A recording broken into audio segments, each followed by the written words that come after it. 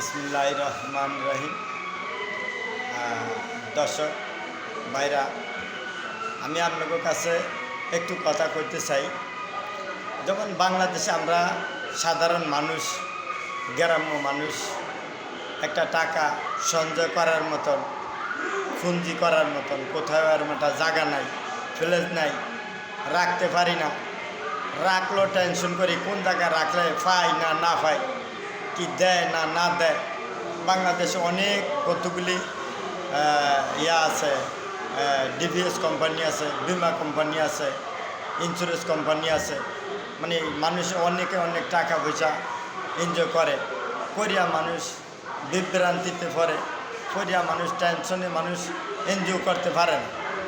মানুষ টাকা জমাইব 10 টাকা, খায়া না খায়। আমার মতন গরিব যারা, তারা 10টা টাকা থুইয়া পায় না না পায়, অনেক চিন্তা ভাবনা আছে। তবে আমি মনে করি যে বাংলাদেশে আমরা গরিব মানুষ যারা, তারা যদি 10 টাকা মাসে 1000 টাকা, 1500 টাকা, 2000 টাকা, 3000 টাকা, এইভাবে আমার একটা মেয়ে হয়েছে, আমার একটা ছেলে হয়েছে, একটা ছেলের নামে একটা ডিভিএস করলাম, একটা মেয়ে হয়েছে একটা ডিভিএস করলাম, মাসে 1000 টাকা, 2000 টাকা করিয়া, 1500 টাকা করিয়া। আমি মনে করি আমার ওই মেয়েটা, আমার ওই ছেলেটা পড়ালেখা করতে, বড় হইতে আমার বিয়ার উপযুক্ত হইতে 10 বছর, 12 বছর, 15 বছর গত হয়ে গেল। আমার এটা টাকার অ্যামাউন্টটা বড় হইল। আমি বিয়া দিতে গেলে, বিয়া করাইতে সময় আমি কারো কাছে 10 টাকা হাত পাতা লাগে না, কারো জমিন বিক্রি করার লাগে না, কারো কাছে যা ঋণগ্রস্ত আমার মায়েরা বিয়া দিতারি না, কারো কাছে সাহায্য চাওয়া লাগে না।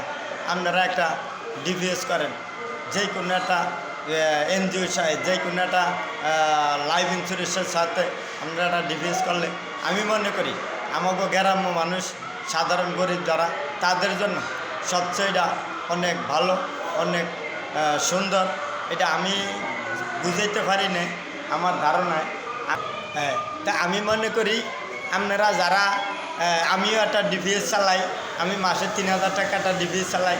আমার একটা ডিভিএসের বয়স হচ্ছে 27 মাস, একটা ডিভিএসের বয়স হচ্ছে 13 মাস।